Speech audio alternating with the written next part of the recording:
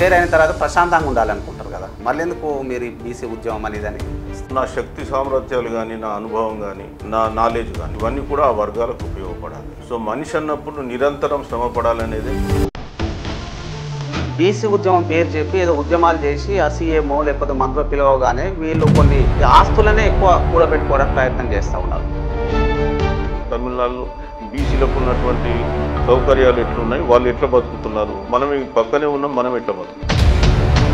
BC ఉద్యమాన్ని అడ్డు పెట్టుకొని వీళ్ళు ఆస్తులు పోగేసుకుంటున్నారు, అంతస్తులు కూడబెట్టుకుంటున్నారు, కానీ బీసీ సమాజానికి ఒరగబెట్టింది కూడా ఏం లేదంటూ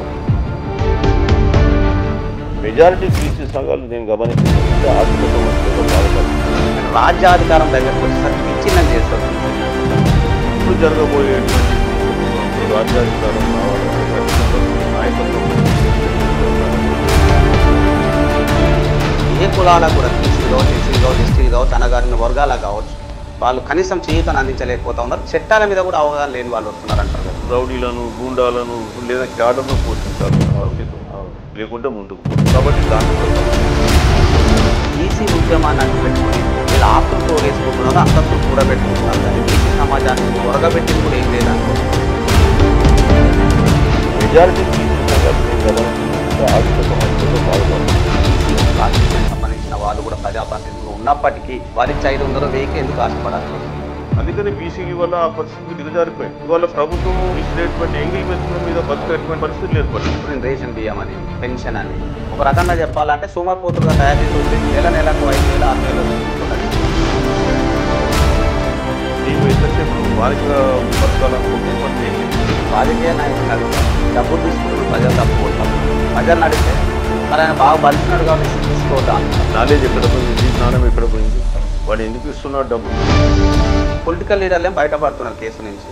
ఐఏఎస్లు కావచ్చు, ఐపీఎస్లు కావచ్చు, మీద ఆర్డీఓ స్థాయి వ్యక్తులు మనం చూస్తూ ఉన్నాం. అధికారులు కరాఖండిగా చట్టం ప్రకారం నడుచుకోవాలి, ప్రకారం నడుచుకోవాలి. అప్పుడు ఎవరు వచ్చినా ఐఏఎస్ల పైన ఏ అధికార పార్టీ ఉంటే కాంగ్రెస్ ఉంటే కాంగ్రెస్ పార్టీ నాయకుల్లాగానే మారుతున్నారు అనుకున్నారు కదా.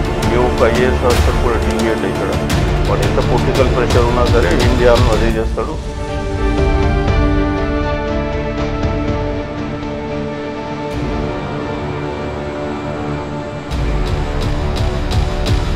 Hi hello welcome to RG media. నేను మీ రాఘవేంద్ర.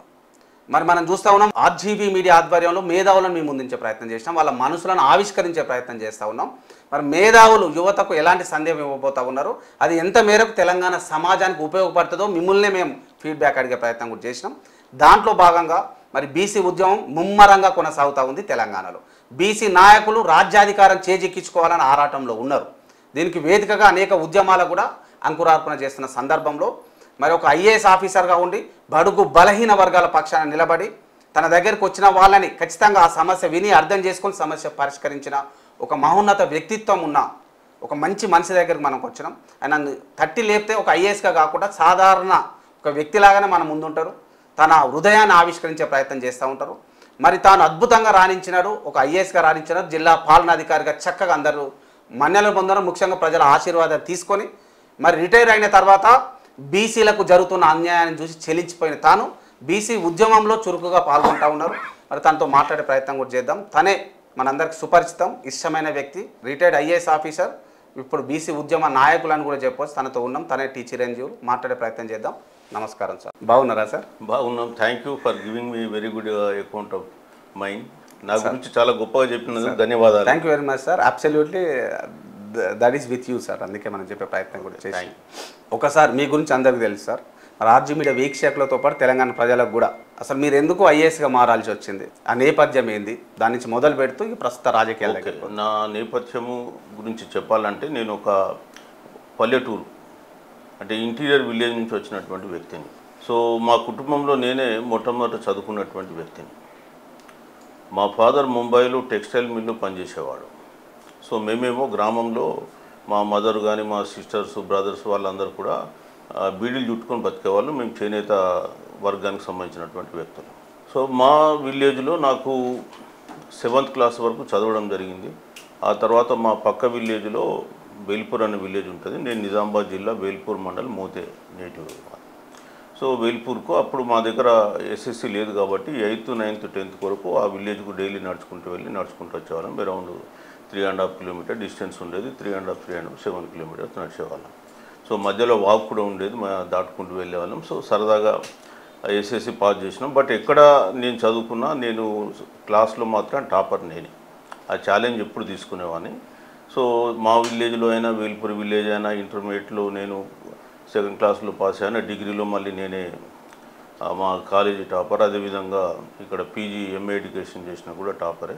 సో మొట్టమొదట నేను ఏంటంటే ఒక ఉద్యోగం సంపాదించాలనుకుని మొట్టమొదట 1983లో ఒక వీడియోగా ఉద్యోగం స్టార్ట్ చేశాను నేను life. At the age of 23. 23 సంవత్సరాల వయసులో వీడియోగా నేను అంటే చాలా డీప్ ఫారెస్ట్లో పనిచేసినటువంటి వ్యక్తి. తర్వాత కాలంలో ఇక్కడ ట్రైనింగ్ వచ్చిన తర్వాత నేను రాజధానిలో మాకు ట్రైనింగ్ ఉంటే అప్పుడు మళ్ళీ కాంపిటేటివ్ ఎగ్జామ్స్ ప్రిపేర్ అయ్యాను. సో నాకు దాదాపు 9 ప్రభుత్వ ఉద్యోగాలు వచ్చినాయి. సో నేను గ్రూప్ 1గా 1993లో జాయిన్ కావడం జరిగింది. ఆ తర్వాత 93 నుంచి నేను ఆర్డీఓ కందుకూరు, ప్రకాశం డిస్ట్రిక్ట్, అప్పుడు కంబైన్డ్ స్టేట్లో, తర్వాత RDO Warangal, DRO Warangal, project director DRDA Warangal, అదేవిధంగా project director DRDA Karimnagar, joint collector Anantapur, joint collector Mahabub Nagar, తర్వాత ఇక్కడ వచ్చేసి కొద్దికాలం అంటే కమిషనర్ హ్యాండ్లూమ్స్, ఆ తర్వాత నేను కలెక్టర్ నల్గొండ, ఇక్కడ మళ్ళీ కమిషనర్ స్కూల్ ఎడ్యుకేషన్, నెక్స్ట్ వచ్చేసి నేను కమిషనర్ హెచ్ఎండిఏ, తర్వాత కమిషనర్ ఐజీ స్టాంప్స్ రిజిస్ట్రేషన్, తర్వాత లాస్ట్ 3 months ఏమో నేను ఇక్కడ మన మరిచెన్నారెడ్డి మానవ వనరుల అభివృద్ధి సంస్థలో జాయింట్ డైరెక్టర్ జనరల్గా పనిచేసి రిటైర్ అయ్యాను. ఇది నా నేపథ్యం. ఎందుకు అడిగాను సార్ అంటే నేటి సమాజానికి కూడా తెలియాలి. అంటే ఉన్నత కొలువులు సాధించాలంటే చాలా కష్టం అని భావించి ఒకసారి ప్రయత్నం చేసి మరి ఆత్మహత్యలు చేసుకున్న నేపథ్యంలో మీ జీవితం వాళ్ళకి ఆదర్శం కావాలి నేటి యువతకనే పరిచయం. తప్పకుండా. ఏంటంటే ఏ ఉద్యోగం కూడా మనకు ఊరికే రాదు.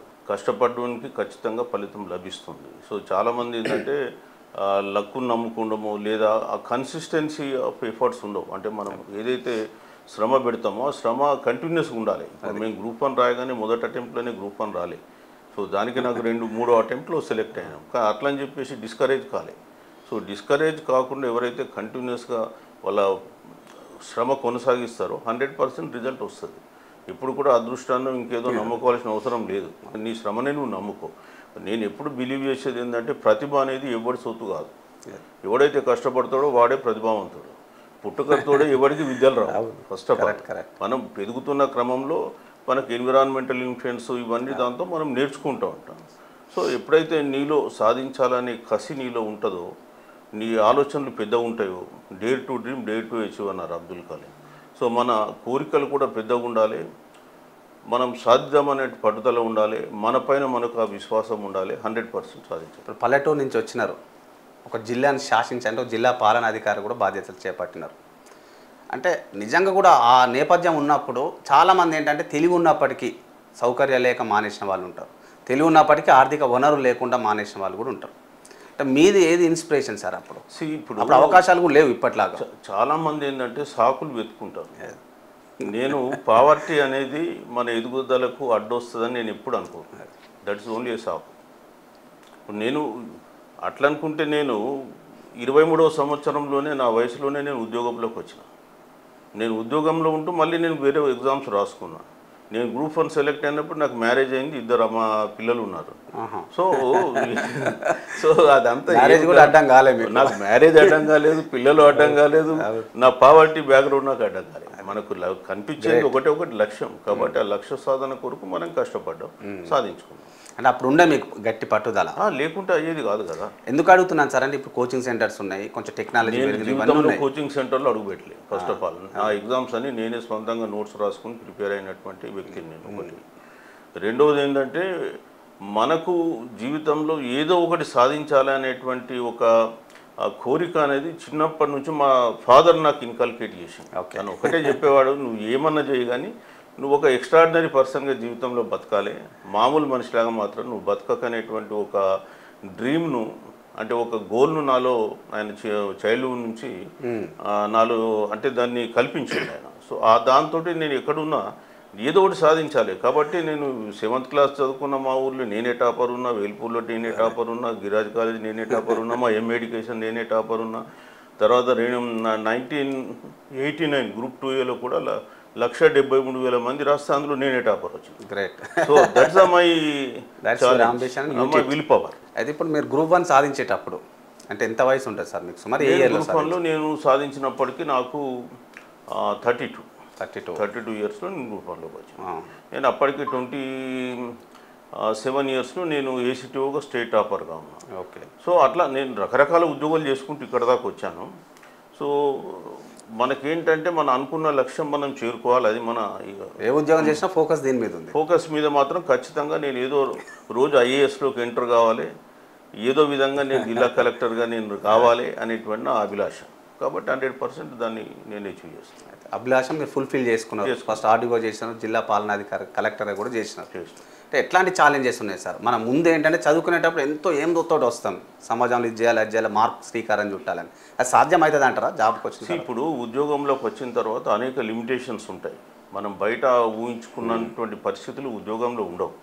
సో ఇక్కడ మనము ఒకవైపు మన మీద ఉన్నటువంటి అధికారుల ప్రెషర్స్ ఉంటాయి, అంటే పని చేయాలనేటువంటి ఒత్తిడి ఉండొచ్చు. తర్వాత సమాజంలో ప్రజాప్రతినిధులు ఉంటారు, వాళ్ళ ఎక్స్పెక్టేషన్స్ వేరే ఉంటాయి. అదేవిధంగా లబ్ధిదారులు ఉంటారు, వాళ్ళ ఎక్స్పెక్టేషన్స్ వేరే ఉంటాయి. ప్రెస్ కూడా ఉంటుంది, వాళ్ళ మీడియా కూడా మనం వాళ్ళ ఎక్స్పెక్టేషన్స్ వేరే ఉంటాయి. సో ఇవన్నీ బ్యాలెన్సింగ్ చేసుకోవాల్సి ఉంటుంది. లైఫ్ అనేది ఏంటంటే మనకు ఆల్వేస్ ఛాలెంజెస్ను ఫేస్ చేసినప్పుడే మనలో ఉన్నటువంటి టాలెంట్ బయటకు వస్తుంది. నువ్వు ఏది అంత స్మూత్గా ఉంటుందని ఎప్పుడు అనుకోకూడదు. ఏ ఉద్యోగం స్మూత్గా ఉండదు. నువ్వు ఎంతెంత పెద్ద ఉద్యోగాలకు నువ్వు వెళ్తావో అన్ని ఛాలెంజెస్ ఫేస్ చేయాల్సి వస్తుంది. కాబట్టి నిజంగా నువ్వు ఛాలెంజెస్ ఫేస్ చేసినప్పుడే నీలో ఉన్నటువంటి టాలెంట్ బయటకు వస్తుంది, నీకు గుర్తింపు కూడా వస్తుంది. నువ్వు జస్ట్ బికాజ్ నేను అందరిలాగా మామూలుగా చేసుకొని పోతా, నాకేమీ లేదు అనుకుంటే ఏమి కాదు. బట్ ఏ ఉద్యోగంలో నేను ఉన్నా కానీ దానికి ఒక సార్థకత తీసుకురావడానికి కొరకు నేను కష్టపడ్డా. సో అందుకొరకే నేను ఉద్యోగ ధర్మంలో కూడా, నా ఉద్యోగ క్రమంలో కూడా అనేకమైన అవార్డ్స్ తీసుకున్నాను. సో నేను వరంగల్లో ఉన్నప్పుడు అప్పుడు మహిళా సంఘాలకు బ్యాంకు రుణాలు ఇప్పించడంలో రాష్ట్రంలో, అంటే తెలంగాణ రాష్ట్రంలో నంబర్ 1 ప్లేస్ ఉన్నా, కంబైన్ స్టేట్లో 3rd ప్లేస్లో ఉన్నాను. సో అప్పుడు నాకు రాష్ట్రపతితో కూడా అవార్డు తీసుకోవడం జరిగింది బ్యాంక్ లింకేజ్లో. అట్లనే నేను కరీంనగర్ వెళ్ళిన తర్వాత ఇప్పుడు మనమందరం ఆరోగ్యశ్రీ గురించి తెలుసు. అవును.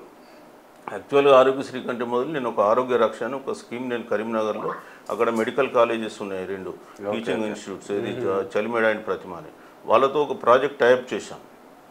అంటే ఎవ్రీ మహిళా సంఘంలో ఉన్నామే సంవత్సరానికి 450 రూపాయలు కడితే వాళ్ళకు 60,000 వరకు ఉచిత వైద్యం. దాన్ని నేను టైప్ చేసిన తర్వాత ఇష్యూ మన అప్పుడు సీఎం వైఎస్ రాజశేఖర రెడ్డి గారికి తెలియడం, ఆయన మనుషుల్ని పంపడం, వాళ్ళందరూ కూడా స్టడీ చేయడం ప్రాజెక్ట్ అంతా. సో అల్టిమేట్గా ఆయన ఆరోగ్యశ్రీ కింద మార్చి మేమే ప్రీమియం కడతాం, వాళ్ళు ఎందుకు కట్టాలని చేసిండు. అంటే ఆయనకు మొదటి నుంచి ఆయన విజన్ ఉంది. నేను ఏమన్నా వైఎస్ గారికి చేయాలని ఆలోచన ఉంది. మా దగ్గర ఒక సులభమైన మార్గం దొరికింది. ఇప్పుడు మహిళా సంఘాలు ఉన్నారు అక్కడ కరీంనగర్లో కానీ, మొత్తం రాష్ట్ర వ్యాప్తంగా కూడా ఈ వడ్లు కొంటున్నారు కళ్ళాలు పెట్టి. అది స్టార్ట్ చేసింది నేను కరీంనగర్లో. ఆ తర్వాత అనేది మొత్తం స్కేలప్ అయింది. సో అట్లా మనం ఎక్కడున్నా రిస్క్ తీసుకొని పనిచేసినాం. కాబట్టి మనకేంటంటే ఆ రిస్క్ తీసుకున్న మన దాంట్లోనే నాకు సంతృప్తి లభించింది. సో 100% కొన్ని మన ఇనిషియేటివ్ సక్సెస్ అయినాయి. కాబట్టి ఇవాళ మనకు కూడా సాటిస్ఫాక్షన్. మీరు శాఖాపరంగా చేసేటప్పుడు మీరే అన్నారు అనేక ఒత్తిళ్ళు ఉంటారు. పై స్థాయి అధికారులు అంటే శాఖాపరమైన ఒత్తిళ్ళు ఉంటారు, మీరు అధిగమించగలుగుతారు. అండ్ పొలిటికల్ అవిగేషన్ కొంచెం డిఫరెన్స్గా ఉంటుంది. ఇదే పని చేయాలని ఒత్తిడి పెడతా ఉంటారు కదా, ఎట్లా మీరు వాళ్ళతో కోఆర్డినేట్? ఇవి ఖచ్చితంగా ఉంటాయి.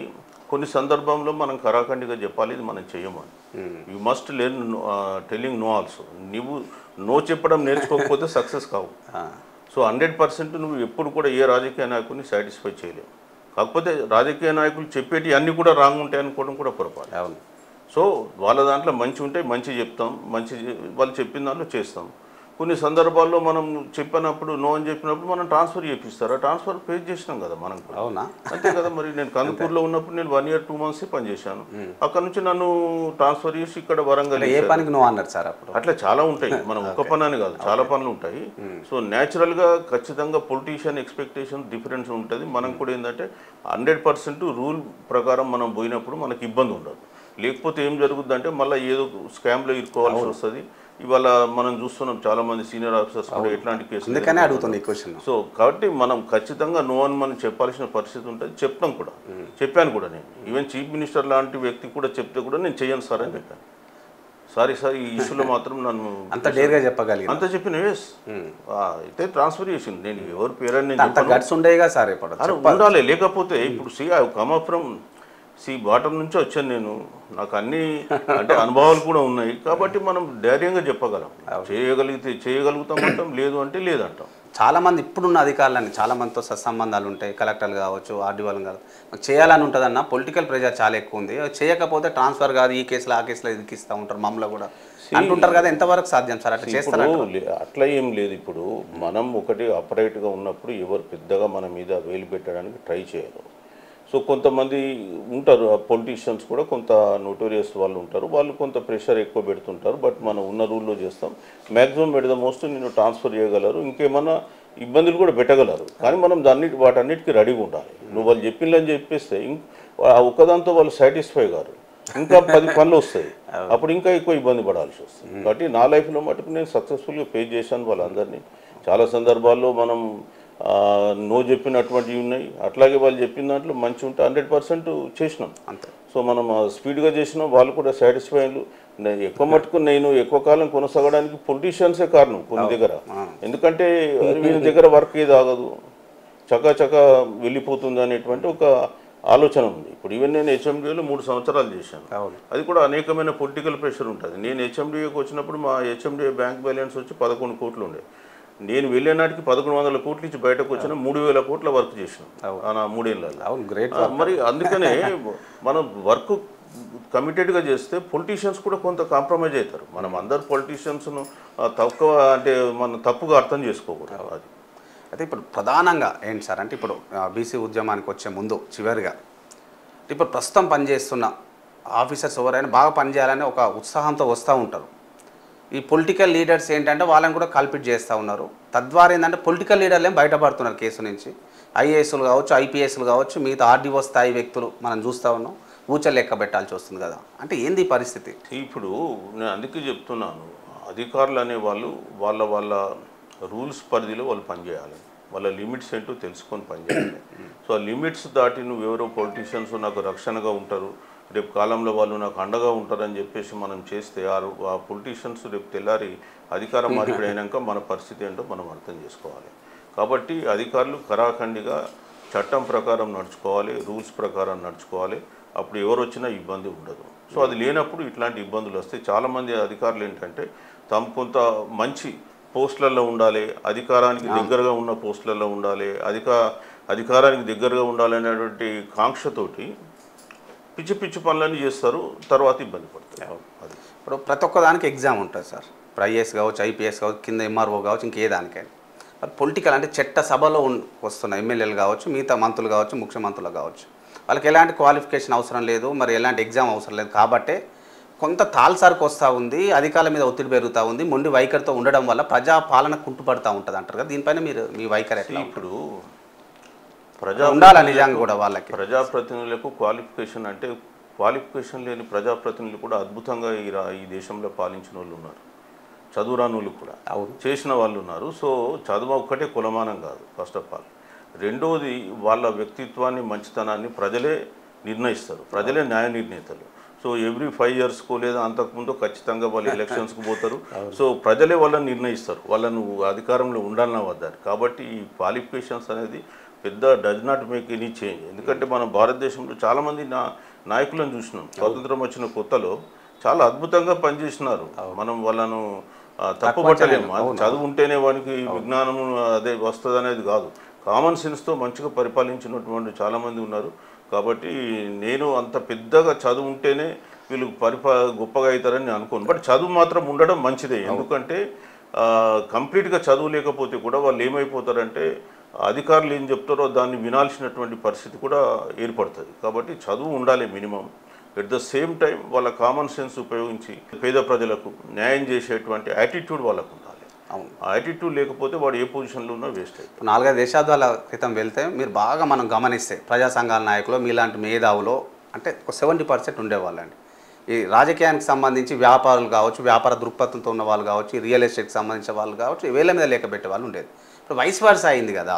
ఇప్పుడేమో వ్యాపారులు కేవలం డబ్బుల ప్రాతిపాదికనే రాజకీయాలకు రావడం వల్ల ఏ కులాలకు కూడా, బీసీలు కావచ్చు, ఎస్సీలు కావచ్చు, ఎస్టీలు కావచ్చు, అణగారిన వర్గాలకు కావచ్చు, వాళ్ళు కనీసం చేయూతను అందించలేకపోతా ఉన్నారు. చట్టాల మీద కూడా అవగాహన లేని వాళ్ళు వస్తున్నారు అంటారు కదా. ఇది మంచిదేనా సార్ మరి సమాజం? ఇప్పుడు అందుకనే కదా ప్రజాస్వామ్యం ఈరోజు అంత ఇబ్బందికరమైన వాతావరణాన్ని ఫేస్ చేస్తుంది. ఈరోజు ఎన్నికలు అంటే మొట్టమొదట మనీ కావాలి. 3 M's అని మనం అంటున్నాం. మనీ, డబ్బు ఉంటేనే ఎన్నికలు, లేకుంటే లేదు. ఒకప్పుడు 1983 బిఫోర్ 83 వరకు కూడా పెద్దగా డబ్బు ప్రభావం లేదు ఎన్నికలని. నాకు ఒక ఎమ్మెల్యే కంటెస్ట్ చేసిన అని చెప్పిండు. ఆయన 83 నుంచి మొన్న 2023 దాకా కంటెస్ట్ చేసిండు. 83లో ఆయన ₹1,00,000 ఖర్చు పెట్టి, ఇవాళ 2023కి వచ్చేవరకే మనకు 50 కోట్ల దాకా ఖర్చు మినిమం, అది పరిస్థితి. సో ఇప్పుడు 1,00,000 ఎక్కడ పోయింది, 50 కోట్లు ఎక్కడ వచ్చింది? సో ఇది పరిస్థితి. అందుకని మనీ, అదేవిధంగా మజులు. సో ఇవాళ అనేకమైనటువంటి రౌడీలను, గూండాలను లేదా క్యాడర్ను పోషించాల్సిన పరిస్థితి ఉంది, లేకుంటే ముందుకు పోడు. కాబట్టి దానికి కూడా ఖర్చు పెట్టుకోవాలి. మీడియా మేనేజ్మెంట్ లేని కూడా ఏ ఒక్కడు కూడా షైన్ అయ్యే పరిస్థితి లేదు. కాబట్టి ఇవన్నీ ఉన్నాయి. కాబట్టి ఇవాళ ఏమవుతుందంటే మనకు కొంత క్యారెక్టర్స్, విలువలు ఉన్నటువంటి, వాల్యూస్ ఉన్నటువంటి రాజకీయ నాయకులు తక్కువగా రాజకీయాల్లోకి వస్తున్నారు. సో ఏమీ లేకుండా రియల్ ఎస్టేట్లో బాగా షైన్ అయిపోయి 4 డబ్బులు సంపాదించుకుని పాలిటిక్స్లోకి దూకి వాళ్ళు ఎన్నికగా పడుతున్నారు. ఇవాళ మన రాష్ట్రంలో కూడా చూస్తే ఉన్న 119 ఎమ్మెల్యేలు కానీ, ఓడిపోయిన వాళ్ళు కానీ, గెలిచిన వాళ్ళ దాదాపు 70% మంది రియల్ ఎస్టేట్ బ్యాక్గ్రౌండ్ వచ్చిన వాళ్ళే. అందుకే కాబట్టి ఇవాళ మనీ ప్రభావం పెరిగింది, మజుల్ ప్రభావం పెరిగింది, మీడియా ప్రభావం పెరిగింది. రాజకీయ నాయకులను అడిగితే డబ్బులు తీసుకుంటున్న ప్రజలు తప్పు, ఓట్లప్పుడు అంటారు. ప్రజలను అడిగితే మరి ఆయన బాగా బలిచినాడు కాబట్టి ఇస్తే తీసుకోవద్దా అంటున్నారు. అసలు ఏంది సార్ ఇది? అసలు ఎవరి తప్పు అంటారు? ప్రజలదా మరి డబ్బులు ఇచ్చిన నాయకులు? ఇద్దరిది తప్పే. ఎందుకంటే వాడు డబ్బులు ఇస్తున్నాడని మాత్రం నువ్వెందుకు తీసుకోవాలి? నీ నాలెడ్జ్ ఎక్కడ పోయింది? నీ జ్ఞానం ఎక్కడ పోయింది? వాడు ఎందుకు ఇస్తున్నాడు డబ్బులు ఇచ్చేవాడు మళ్ళీ డబ్బులు సంపాదించడా? ఆ ఇంగిత జ్ఞానం మనకు లేదా? ఒకటి. రెండవది, రాజకీయ నాయకులు కూడా ఎందుకు ఇవ్వాలి? అది వాళ్ళు నిజాయితీగా మేము పోటీ చేస్తాము అని అనమనండి. ఇప్పుడు ఏమైపోయిందంటే విత్తు ముందా చెట్టు ముందా అంటే మనం ఏం సమాధానం చెప్పాలి. సో కాబట్టి ఇవి రెండు కూడా ఒకదానికొకటి కలిసిపోయినాయి.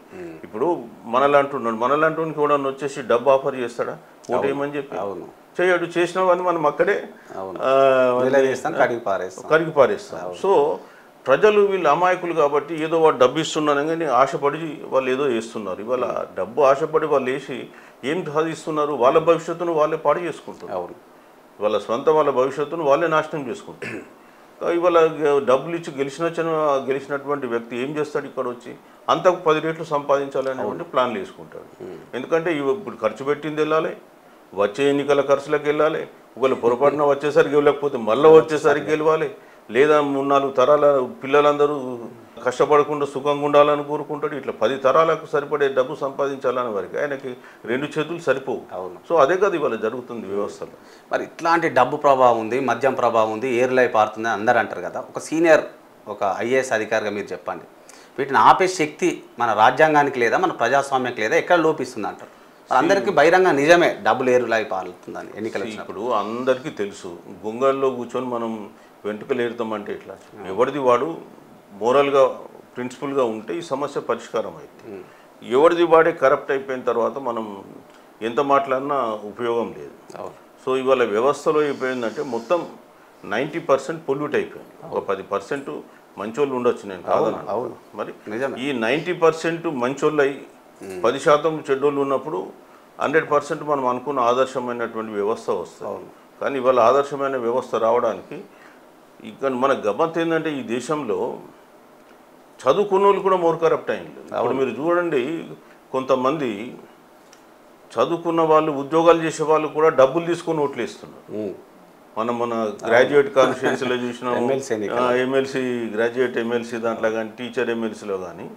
సో ఇక్కడ ప్రజలకు నీతి బోధించి, అందరు తీసుకుంటారని అంటే కొంతమందిని చెప్తున్నారు, ప్రజలకు నీతి బోధించి సన్మార్గంలో నడపాల్సినటువంటి వ్యక్తులే మనకి ఇట్లాంటి తప్పులు చేసినప్పుడు ఇంకా ఎవరికి చెప్పుకుంటాం, కంచె చేయని వేసినట్టు.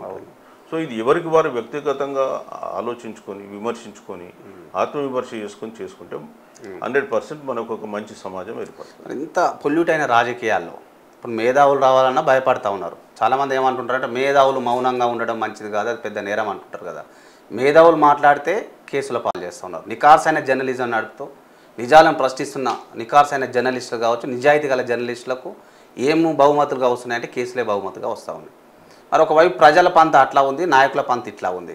మరి ఇదే పంత కొనసాగితే మరి ఎక్కడ పోవాలి సార్ ఈ సమాజం, ఎట్లా అవుతుంది? మరి మార్పు ఎక్కడ సాధ్యం కావాలి? మార్పు అనేది నేనంటైతే మొదట్లో నాయకుల పైన రావాలి. ఎందుకంటే ప్రజలు నాయకులను చూసి నడుస్తూ ఉంటారు. ఇవాళ ఉన్నటువంటి ఏ పొలిటికల్ పార్టీ కూడా ఒక విలువలతో కూడుకున్నటువంటి పార్టీ లేదు. సో రాజ్యాధికారం ఎట్లా చేపట్టాలి, దానికి ఎన్ని కుట్రలు కుతంత్రాలు పన్నాలి, ఏ విధంగా అయితే మనం గెలుస్తాం, ఈ ఆలోచనలు తప్ప నీతిగా నిజాయితీగా పోవాల్సిన మనకు అవసరం ఉంది అన్నటువంటి పోయే పార్టీలు లేవు. కాబట్టి ఇట్లాంటి వాతావరణం రానే వస్తుంది. ఏదైనా పెరుగుట విరుగుట కోరిక కాబట్టి ఎన్నడో ఒకరోజు విరగక మానదు. సో మొదలు రాజకీయ పార్టీల్లో మార్పు వస్తే ప్రజలు రాజకీయ నాయకులను అనుసరిస్తారు కాబట్టి ఆటోమేటిక్గా వీళ్ళు కూడా మారుతారు. సో రాజకీయ నాయకులు మారినప్పుడు ప్రజలు మారుతారు, ప్రజలు మారితే ఆటోమేటిక్గా రాజకీయ నాయకులు మారుతారు, జర్నలిజం కూడా మారుతుంది, అంటే అందరు మీడియా కూడా మారుద్ది, అందరు మారుతారు. సో మొదలు ఈ రాజకీయ నాయకులు ఏమని అడిగితే ఏమంటారు, మేము కూడా ప్రజల నుంచి వచ్చిన వాళ్ళమే కదా, ప్రజలు మమ్మల్ని ఎన్నుకున్నారు కదా, వాళ్ళు మారితే మేము వస్తాం అని ఇట్లా రెండు రకరకాలుగా అంటారు. బట్ ఏదేమైనప్పటికీ కూడా కొంతమంది మంచి వ్యక్తులు ఉన్నారు కాబట్టి ఈరోజు అడ్మినిస్ట్రేషన్ అనేది కొంత స్మూత్గానే పోతుంది. ఇవాళ భారతదేశం మనం ఎంత అరిసినా గీకొట్టినా కానీ ఇవాళ ప్రపంచంలో ఒక అతిపెద్ద ఆర్థిక వ్యవస్థ, 4వ ఆర్థిక వ్యవస్థగా ఎదగగలిగినాం. త్వరలో 3వ ఆర్థిక వ్యవస్థ కావచ్చు. సో స్వతంత్ర భారతం అంటే మనకు స్వాతంత్రం వచ్చినప్పుడు భారతదేశంలో గుండు సూటు కూడా ఉత్పత్తి అయ్యేటువంటిది కాదు. మనకు సగం మంది ప్రజలకు తినడానికి తిండి లేదు. ఇవాళ మనం 24 దేశాలకు ఎక్స్పోర్ట్ చేస్తున్నాం ఫుడ్ గ్రెయిన్స్, ఆ స్థాయికి ఎదిగినాం. ఇవాళ అంతరిక్షంలోకి మనము స్పేస్ రాకెట్స్ను పంపిస్తున్నాం, స్పేస్ క్రాఫ్ట్ పంపిస్తున్నాం. సో అంత డెవలప్ అయినటువంటి దేశం. మనం అంత మరీ నిరాశలో ఉండాల్సిన అవసరం లేదు. బట్ ఒకవేళ నిజంగా కూడా మనం ఇంకా మీరు చెప్పినట్టు నీతిగా విలువలతో కూడుకున్నటువంటి ప్రజాస్వామ్యం గిన ఉండి ఉంటే ఇవాళ ప్రపంచంలో నంబర్ 1 దేశంగా మనం ఉండేవాళ్ళం. ఎందుకంటే జపాన్ తీసుకున్నాం, తక్కువ దేశాలు, చిన్న పాపులేషన్ ఉన్న దేశాలు కూడా they hit the high floor కదా. సో అదే ఒక భాగం సార్. ఇప్పుడు ఎమ్మెల్యేలు కావచ్చు, మంత్రులు కావచ్చు, లేకపోతే ప్రభుత్వం కావచ్చు, కేంద్రం ఎవరైనా కావచ్చు అండి, అంటే చట్టా సభల్లో ఉండి మన నెత్తి మీద ఏలే వాళ్ళు కరప్షన్ కింగులుగా మారుతూ ఉన్నారు. ప్రజలకు తెలుసో తెలియక వాళ్ళు ఇచ్చే ఎంగిల్ మెతుకులకు ఆశపడతా ఉన్నారు, వాళ్ళు ఈ పంతాలో కొనసాగుతూ ఉన్నారు. మార్పు అంటున్న మేధావులు ఇప్పుడు ఎట్లాంటి పాత్ర పోషిస్తే బాగుంటుంది ఇప్పుడు ఈ కాలంలో? 100% మేధావులు రంగంలోకి రావాలి. వాళ్ళ నాలెడ్జ్ కానీ వాళ్ళ అనుభవం కూడా వేస్ట్ కాకూడదు. ఎందుకంటే ఇవాళ ప్రజలను గైడ్ చేసేటువంటి వ్యక్తులు మీరు చెప్పినట్టుగా కరప్ట్గా ఉన్నప్పుడు ప్రజలు కూడా దిక్కుదోచకుండా వాళ్ళు కూడా అదే పని చేస్తారు, అదే నిజం అనుకుంటారు. సో 100% మేధావులు రావాల్సిందే. మేధావులు వచ్చేసి రంగంలోకి దిగాలి, ప్రజలకు వాస్తవాలు ఏంటో చెప్పాలి, ప్రజలను ఆ చెడు వైపు నుంచి ఇటువైపు ఎవరైతే ప్రజలు వెళ్ళే వాళ్ళు వాళ్ళు ఇటువైపు మరల్చుకోవాలి. ప్రజలు వినరు అనేటువంటి మాట ఏం లేదు. మేధావి అనేటువంటి వాడు ఒక కమిట్మెంట్తో పనిచేయాల్సి ఉంటుంది. ఊరికే మేధావాన్ని పెట్టుకుంటే లాభం లేదు. అరిస్టాటిల్ గారికి పాయిజన్ ఇచ్చి చంపాలనేటువంటి శిక్ష వేశారు. శిక్షకు ఆయనకు ఏం చెప్పారు, బాబు మీరు నీ సిద్ధాంతం, నువ్వు యువతను చెడుదోరును పట్టిస్తున్నావు, నీ సిద్ధాంతం తప్ప నువ్వు చెప్పు, నీకు మేము మరణశిక్ష రద్దు చేస్తాం, పాయిజన్ ఇవ్వమంటే ఆయన ఒప్పుకోలే. కూర్చొనే లేదు, నా సిద్ధాంతం నాది కరెక్టే, మీరు పాయిజన్ ఇచ్చి చావమన్నారు, నేను సంతోషంగా చనిపోతాను, కానీ నేను మాత్రం నా సిద్ధాంతాన్ని వెనక్కి తీసుకోనని చెప్పాను. సో అట్లాంటి కమిట్మెంట్ తోటి ఇవాళ మన మేధావులు అనే వాళ్ళు ఇంట్లోకి వస్తే, అంటే రాజకీయాల్లోకి వస్తే 100% మంచి జరుగుతుంది, జరగదనే ప్రసక్తే లేదు. ఇప్పుడు కాలం కూడా వచ్చింది, ఇప్పుడు రైట్ టైం ఏంటంటే మేధావులు కూడా రావాలి రంగంలోకి. 100% ఫ్యాక్ట్స్ ఏంటో ప్రజలకు తెలియజేయాలి, వాళ్ళు ముందుండి ఉద్యమాలు నడిపించాలి. అది నేను కోరుకుంటున్నాను. యువత బాగా ఆలోచిస్తున్నారు. ఇప్పుడు 25 నుంచి 40 ఏళ్ళ వాళ్ళే దాదాపు మంచి కాంట్రిబ్యూషన్ ఉంది మన రాష్ట్రంకు సంబంధించి కానీ దేశంకి సంబంధించి కానీ. వాళ్ళు కూడా ఎక్స్పెక్ట్ చేస్తూ ఉన్నారు ఇలాంటి మేధావులు కావచ్చు, ప్రజా గొంతుకలుగా ఉన్న వాళ్ళు కావచ్చు, ఒక ఎమ్మెల్యేలు అయితేనో, మంత్రులు అయితేనో, ముఖ్యమంత్రులుగా అయితేనో కొంత మాకు మేలు జరుగుతుందని. సార్ మరొక వైపు ఏమో డబ్బు ఉంది. మరి మేధావులు ఈ డబ్బు ప్రభావాన్ని ఎదుర్కొని ప్రజలు మెప్పించాలంటే ఎట్లాంటి కార్యాచరణ ఉండాలంటారు క్లుప్తంగా చెప్పాలి? ఇప్పుడు ప్రజా సమస్యల్ని ఎవరైతే దాన్ని బేస్గా తీసుకొని పోరాడతారో వాళ్ళు 100% గెలుస్తారు. ప్రజా సమస్యలకు వీళ్ళు గొంతుక కావాలి మేధావులు. ఊరికే వచ్చేసి ఏసీ రూమ్లలో కూర్చొని తాము నమ్మిన సిద్ధాంతం గురించి చెప్తుంటే కుదరదు. సో ప్రజా సమస్యలను తీసుకొని రంగంలో పోరాడాలి. మనకు అనేకమైనటువంటి ఇబ్బందులు కలగవచ్చు, కలిగినా కానీ దాన్ని భరించుకునే శక్తిని మనం తెచ్చుకోవాలి, ముందుకు పోవాలి. సో ప్రజా సమస్యలపై గొంతుక ఎవరైతే విప్పుతారో వాళ్ళకి 100% ప్రజల స్పందన వస్తుంది. ప్రజలు డెఫినెట్గా వాళ్ళకు మద్దతు ఇస్తారు. సో ఇక్కడి అనేక ఉదంతాలు మనం చెప్పొచ్చు. ఈ మధ్యకాలంలో జార్ఖండ్లో కూడా మీరు చూసినట్టయితే మొన్న 2024 అసెంబ్లీ ఎలక్షన్స్ జరిగినాయి. జార్ఖండ్లో 81 సీట్లు ఉంటాయి. అందులో మన మెహటో అంటే ఆయన పేరు శ్రీరామ్ కుమార్ మెహటో అనుకుంటా, అతను ఒక జార్ఖండ్ పార్టీ పెట్టాడు. ఒక పార్టీ పెట్టేసి 81లో 64 కాంటెస్ట్ చేస్తే 18 స్థానాల్లో 3వ ర్యాంకులో నిలిచిండు. ఆయన డుమ్రి స్థానం నుంచి గెలిచిండు. జయరామ్ కుమార్ ఇతను మెహటో, జయరామ్ కుమార్ మెహటో. అంటే ప్రజలు ఎట్లా ఓటేశారు అంటే ప్రజా సమస్యల మీద ఆయన అంతకుముందు 2-3 ఏళ్ళు పోరాడిండు కాబట్టి ఆయన గెలవగలిగిండు. సో నేను 29 ఇయర్స్ స్టూడెంట్, ఆయన 29 సంవత్సరాల PhD స్టూడెంట్.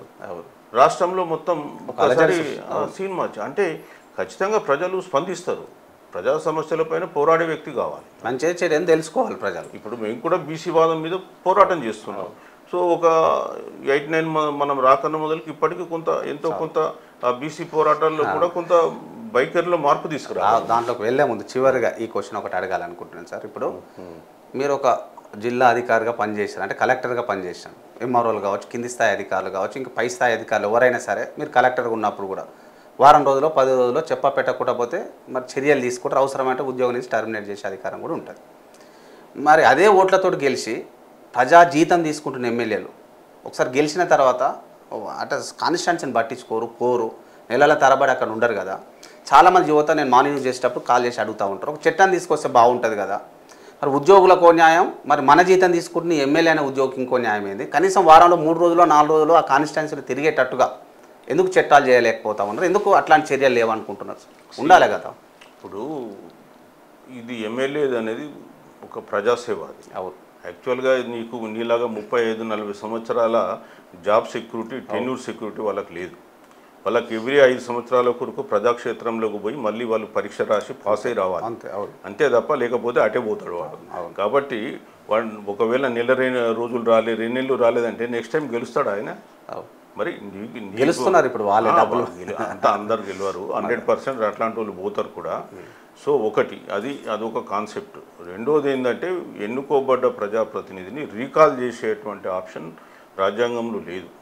రీకాల్ చేయడం అంటే ఇప్పుడు ఒక సపోజ్ 2 సంవత్సరాల తర్వాత మళ్ళీ ఒక వెబ్సైట్ పెట్టి ఈయనను కంటిన్యూ చేయొచ్చా లేదా అనేటువంటిది ఒక ఒపీనియన్ తీసుకునేటువంటి రీకాల్ ఆప్షన్ ఉంటే అది 100%. ఇప్పుడు అది ఎవరు చేయాలి? మళ్ళీ వాళ్ళే చేసుకోవాలి. అందుకనే వాళ్ళు ఎక్కడ చేసుకుంటారు? ఇప్పుడు చట్టసభలో ఉన్న వాళ్ళే కదా చట్టాలు చేయాల్సింది. కాబట్టి వాళ్ళ వ్యతిరేకంగా ఉన్న చట్టం వాళ్ళు చేసుకుంటారా?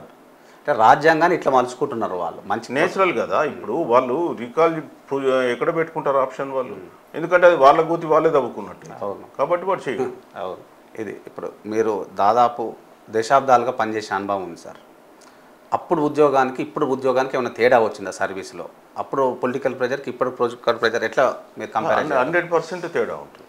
ఇప్పుడు మేము 83లో చేరినప్పుడు జాబ్కు 2021లో రిటైర్ అయినప్పటిది ఉన్నట్టు పరిస్థితుల్లో చాలా తేడా వచ్చింది.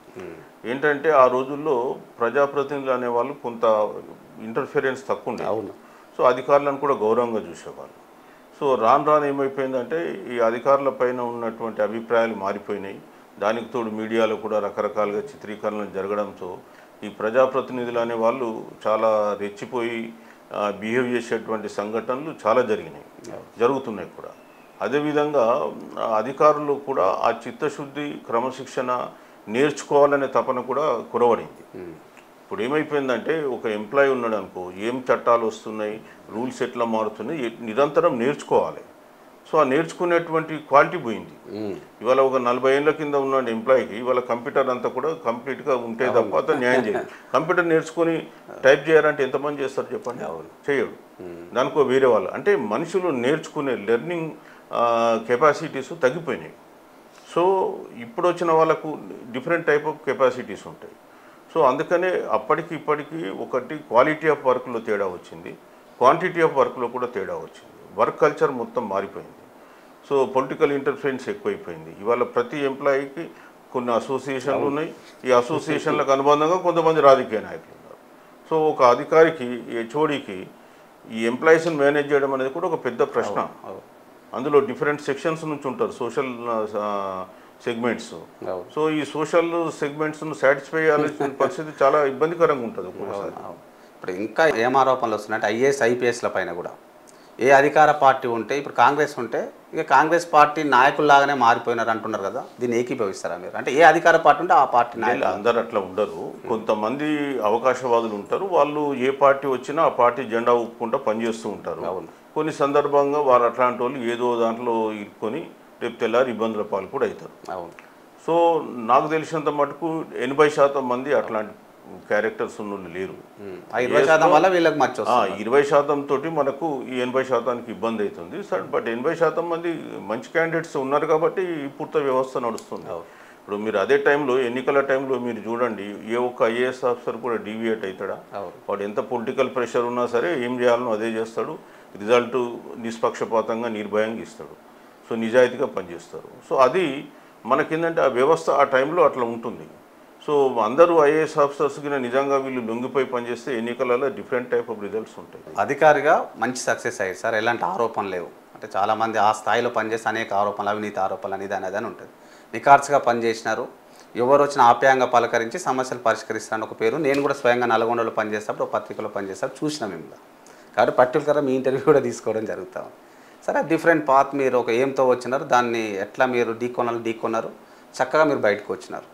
రిటైర్ అయిన తర్వాత ప్రశాంతంగా ఉండాలనుకుంటారు కదా, మళ్ళీ ఎందుకు మీరు బీసీ ఉద్యమం అనేది అని వస్తాం? ఇప్పుడు రిటైర్మెంట్ అనేది నా ఉద్యోగానికి, బట్ నా ప్రవృత్తి కాదు. అది వృత్తి, అది ఇది ప్రవృత్తి. సో ఈ ప్రవృత్తి ఏంటి, నేను ఏ వర్గం నుంచి వచ్చినో ఆ వర్గాల ప్రజలకు మనకు చేతనైనంత వరకు సాయం చేయాలి. సో నా శక్తి సామర్థ్యాలు కానీ, నా అనుభవం కానీ, నా నాలెడ్జ్ కానీ ఇవన్నీ కూడా ఆ వర్గాలకు ఉపయోగపడాలి.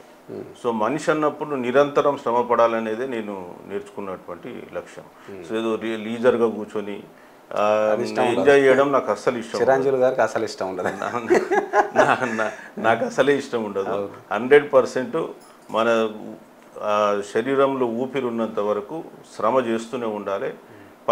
అంటే అది మంచి ప్రజలకు జరిగేటట్టు చూసుకోవాలి, అది నా ఉద్దేశం. అందుకని బీసీ వాదంలోకి రావడం జరిగింది. వచ్చిన తర్వాత బీసీలకు సంబంధించిన అనేక సమస్యలపైన నేను నిత్యం పోరాటం చేస్తూనే ఉన్నాం, ఆర్టికళ్ళు రాస్తూనే ఉన్నా, మీడియాలో మాట్లాడుతూ ఉన్నా, మీటింగ్లో మాట్లాడుతున్నా, గ్రామాలకు వెళ్తూ ఉన్నాం. సో నిరంతరం పనిచేస్తున్నాం. సో నాకు ఉన్న సాటిస్ఫాక్షన్ ఎందులో ఉంది అంటే పనిచేయడంలో సాటిస్ఫాక్షన్ ఉంది, నాకు లీజర్లో సాటిస్ఫాక్షన్ లేదు. కాబట్టి ఈ ఉద్యమాన్ని తెర మీదకి తీసుకొస్తున్నారు చక్కగా. అంటే ప్రజలను కూడా బీసీలను మోటివేట్ చేసే ప్రయత్నం చేస్తూ ఉన్నారు కదా. ఇప్పుడు గతం నుంచి కూడా చూసినారు మీరు అధికారిగా ఉన్నప్పుడు కూడా బీసీ ఉద్యమాలు జరిగినారు, కొంతమంది నాయకులు బీసీ నాయకులుగా ఎదిగినారు, ఇప్పుడు ప్రస్తుతం కూడా ఎదుగుతూ ఉన్నారు. ఇక్కడ ఆ బీసీ సమాజం నుంచి, బీసీ యువత నుంచి ప్రధానంగా వస్తున్న ఆరోపణ ఏంటంటే ఈ బీసీ ఉద్యమాన్ని అడ్డు పెట్టుకొని వీళ్ళు ఆస్తులు పోగేసుకుంటున్నారు, అంతస్తులు కూడబెట్టుకుంటున్నారు, కానీ బీసీ సమాజానికి ఒరగబెట్టింది కూడా ఏం లేదంటూ గతం నుంచి ఇప్పటి వరకు నాయకులను అంటూ ఉన్నారు కదా సార్, ఎట్లా చూస్తారు దీన్ని? మరి దాంట్లో కొంత నిజం ఉండొచ్చు కానీ పూర్తి నిజం లేదు. ఎందుకంటే ఈ బీసీ వాయిస్ అనేది వినిపించకుండా ఉంటే ఈరోజు బీసీలు అనుభవిస్తున్నటువంటి 29% రిజర్వేషన్ రాష్ట్రంలో వచ్చేది కాదు. అట్లనే ఈ వాయిస్ ఉంది కాబట్టి ఈరోజు అనేకమైన రెసిడెన్షియల్ స్కూల్స్ కానీ, హాస్టల్స్ కానీ వెలిసినాయి, స్కాలర్షిప్స్ వస్తున్నాయి, స్టైఫండ్ వచ్చింది, ఇవన్నీ జరుగుతున్నాయి. సో ఈవెన్ రాజకీయంగా కూడా ఈ బీసీ వాదం ఉంది కాబట్టి రాజకీయ నాయకులు బీసీలను గుర్తించి ఎంతో కొన్ని పోస్టులు ఏదో ఇస్తున్నారు. సో అది పూర్తి కాదు. బట్ వాళ్ళు చెప్పినట్టు ఇంకో వాదం కూడా ఏంటంటే ఖచ్చితంగా బీసీ వాదం పేరు మీద కొంతమంది వాళ్ళ జీవనాభివృద్ధి గడుపుకుంటూ ఉన్నారు. సో వాళ్ళ జీవనోపాధులు వెళ్తున్నాయి, దాన్ని అడ్డంగా పెట్టుకొని కొంత ఆస్తులు సంపాదించుకున్నారు, దాంట్లో కొంత వాస్తవం కూడా ఉంది. కానీ మెజారిటీ బీసీ సంఘాలు నేను గమనించింది ఏంటంటే ఆర్థిక సమస్యలతో బాధపడుతున్నారు. వాళ్ళకి ఏంటంటే ఉద్యోగం కాదు, రెగ్యులర్గా ఎవ్రీ మంత్ ఇంత జీతం వస్తుందని కాదు. సో వాళ్ళు బతకాలి, ఉద్యమాన్ని బతికించాలి. సో దా క్రమంలో కొంత ఏమన్నా తప్పులు చేసి ఉండొచ్చు, దానికి మనం ఎక్కువ హైలైట్ చేయాల్సిన అవసరం లేదు. బట్ కొంతమంది మాత్రం మీరు అన్నట్టుగా పెద్దగా ఆస్తులు పోగు చేసుకున్న వాళ్ళు ఉండొచ్చు. సో అట్లాంటి వాళ్ళు తక్కువ మంది ఉంటారు. బట్ మెజారిటీ పీపుల్ మనం కష్టపడి పనిచేస్తున్నారు. కాకపోతే అనుకున్న లెవెల్కు బీసీ ఉద్యమాన్ని వాళ్ళు లేపలేకపోవచ్చు.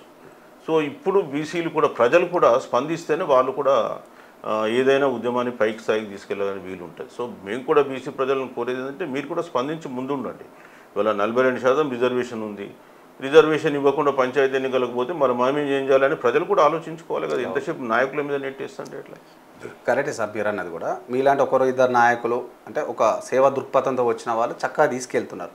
మీరేం కొంతమంది ఉంటున్నారు కానీ క్షేత్రస్థాయిలో పరిశీలనలకు వెళ్తే మనం కూడా పరిశీలన చేస్తే ఏ పార్టీ వస్తే ఆ పార్టీలో ఉన్న బీసీలు మోకరిల్లే పరిస్థితి ఉంది. నెంబర్ 1. నెంబర్ 2 ఏంటంటే బీసీ ఉద్యమం పేరు చెప్పి ఏదో ఉద్యమాలు చేసి ఆ సీఎంఓ లేకపోతే మంత్రులు పిలవగానే వీళ్ళు కొన్ని వాళ్ళ జీవన వృత్తితో పాటు ఈ ఆస్తులనే ఎక్కువ కూడబెట్టుకోవడానికి ప్రయత్నం చేస్తూ ఉన్నారు.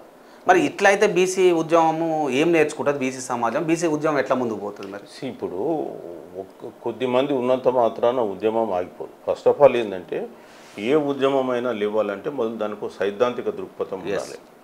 ఇవాళ తెలంగాణ ఉద్యమం ఎందుకు లేచింది? నీళ్లు, నిధులు, నియామకాలు, ఆత్మగౌరవం అని. సో ఈ సైద్ధాంతిక దృక్పథం వచ్చినప్పుడే ప్రజలు కూడా స్పందిస్తారు. ఇవాళ బీసీలకు సంబంధించి కూడా ఒక సైద్ధాంతిక దృక్పథం లేదు. ఇప్పటి వరకు బీసీ సంఘాలు ఏంటంటే విద్య, ఉద్యోగాలు, స్కాలర్షిప్స్, హాస్టల్ అడ్మిషన్స్ వీటి మీద దృష్టి పెట్టినారు. ఇప్పుడు ఏంటంటే మనం కొంత రాజ్యాధికారం అనేటువంటి వారు మాట్లాడుతున్నాం. సో వాళ్ళు పెట్టింది కొంతవరకు సక్సెస్ అయింది. మనం ఏమంటున్నాం, అల్టిమేట్గా రాజ్యాధికారం రాందే ఏ సమస్యలు పరిష్కరించబడవు. సో అది డెమోక్రసీలో రాజ్యాధికారమే అన్ని సమస్యలకు పరిష్కారం అని అన్నారు అంబేద్కర్ గారు కూడా. కాబట్టి మనం రాజ్యాధికారం సాధించుకోవాలి. ఇవాళ రాజ్యాధికారం సాధించుకున్న తమిళనాడులో బీసీలకు ఉన్నటువంటి సౌకర్యాలు ఎట్లున్నాయి, వాళ్ళు ఎట్లా బతుకుతున్నారు, మనం ఈ పక్కనే ఉన్నాం, మనం ఎట్లా బతుకుతున్నాం. సో ఇవి రెండు కంపారిజన్ చేయాల్సిన అవసరం ఉంది. కాబట్టి బీసీలు అక్కడ పెరియారు సిద్ధాంతంతో వాళ్ళు ప్రభావితులైనారు. కాబట్టి ఇవాళ తమిళనాడులో బీసీలు రాజ్యాధికారం చిన్న కులాల వాళ్ళు కూడా ముఖ్యమంత్రులకు వెళ్తున్నారు. అది పరిస్థితి. ఇప్పుడు మరి అప్పుడు తెలంగాణ ఉద్యమంలో ప్రొఫెసర్ జయశంకర్ సార్ మీరు అన్నట్టు తమిళనాడు పెరియారు, ఇక్కడ చిరంజీవులు గారు ఆ రోల్ తీసుకుంటే బాగుంటుంది కదా. ఎందుకంటే మేధావర్గం నుంచి వచ్చారు, కంప్లీట్ సబ్జెక్ట్ ఉంది కదా. అదేమైనా తీసుకునే అవకాశం ఉంటుందా? ప్రజలు చైతన్యం చేసే అవకాశం ఉంటుందా? కార్యాచరణ ఎట్లుంటుంది? ఇప్పుడు మేము ఫస్ట్ నేను కూడా చేస్తున్న పని ఏంటంటే ఈ సైద్ధాంతిక పునాది ఉండాలనే ఉద్దేశంతో మేము కూడా ఏంటంటే ఈ ఇస్సా, ఇజ్జత్, హుకుమత్ అనేటువంటి 3 పదాలతో మేము ముందుకు పోతున్నాం. ఇస్సా అంటే వాటా. సో మా జనాభా ప్రకారం మాకు విద్య కానీ, ఉద్యోగాలు కానీ, రాజకీయ రంగం కానీ, ఆర్థిక రంగం కానీ, న్యాయ రంగం కానీ, ఈ 5 రంగాల్లో మా జనాభా దామాషా ప్రకారం మా వాటా మాకు కావాలి. సో దాన్ని మేము ఎడ్యుకేట్ చేస్తున్నాం. అందుకని అనేక పుస్తకాలు ఇవన్నీ రాయడం జరుగుతుంది. తర్వాత ఏమంటున్న ఇజ్జత్, ఆత్మగౌరవం. ఆత్మగౌరవం కొరకు మనం బతకాలి. సో ఆత్మగౌరవం ఏంటి అనే దాని మీద కూడా నేను రాస్తున్నాం. మొన్ననే ఈ మధ్య సూర్యాలు కూడా వరుసగా 3 రోజులు నా ఆత్మగౌరవం మీద వాళ్ళు ఆర్టికల్ కూడా ప్రింట్ చేసినారు. అట్లనే హుకుమత్ అంటే రాజ్యాధికారం, అధికారం. సో వాటా, ఆత్మగౌరవం, అధికారం ఇది బీసీలకు కావాలి. దాన్ని మనం తెలంగాణ లాంగ్వేజ్లో నేమంటున్నా ఇస్సా, ఇజ్జత్, హుకుమత్. సో ఈ సిద్ధాంతాన్ని కొంత మేము ప్రజల్లోకి తీసుకెళ్తున్నాం. ప్రజలు దాన్ని ఆమోదించి వాళ్ళు ఒప్పుకుంటే రాబోయే కాలంలో 100% బీసీలు ఈ రాష్ట్రంలో రాజ్యాధికారంలోకి రాబోతుంది. చక్కగా ప్లాన్ ఉంది. ఇప్పుడు మీరు చెప్పిన ఇస్సా, ఇజ్జత్, హుకుమత్ అన్నారు కదా. ఇస్సా, ఇజ్జత్ ఇస్తాం కానీ రాజ్యాధికారం ఇవ్వకపోవడం వల్లనే బీసీ సమాజం ఇప్పటికి కూడా ఒక 65-70% మనం ఉన్నా ఇప్పటికీ మనం ఆడుకోవాల్సి వస్తుంది. కరెక్ట్. ఎమ్మెల్యే సీట్లు కావచ్చు, లేకపోతే సర్పంచ్ సీట్లు కావచ్చు, ఎంపీటీసీ కావచ్చు, ఎంపీపీ కావచ్చు, అంటే క్షేత్రస్థాయి నుంచి మొదలు పెడితే మనం ఎంపీ స్థాయి, ప్రధానమంత్రి స్థాయి వరకు కూడా వాళ్ళు అనేది కూడా ఏంది, ఇప్పటి కూడా అగ్రవర్ణాల వాళ్ళు బీసీ సమాజం అనేది కూడా ఏదో కొన్ని రెసిడెన్షియల్ పెట్టినారు, కొన్ని చిన్న చితక ఉద్యోగాలు ఇప్పించినారు. కానీ రాజ్యాధికారం దగ్గరకు వచ్చేసరికి విచ్ఛిన్నం చేస్తారు బీసీలను అంటుంటారు కదా. మరి దీన్ని ఎట్లా ఎదుర్కొంటాం? ఇప్పుడు భారతదేశంలో అనేక రాష్ట్రాలలో బీసీలు ముఖ్యమంత్రులు ఉన్నారు, ఇప్పుడు వెళ్తున్నారు కూడా. అవును. తమిళనాడు పక్కన పెడితే కేరళలో ఉంది కూడా బీసీ ఇప్పుడు. అట్లనే కర్ణాటకలో ఉంది కూడా బీసీఏ, మధ్యప్రదేశ్లో ఉంది కూడా బీసీఏ, బీహారు మొదటి నుంచి కూడా రామ్ మనోహర్ లోహియ, జయప్రకాష్ నారాయణ సోషలిస్ట్ థియరీతోటి ప్రభావితమై అక్కడ బీసీలే.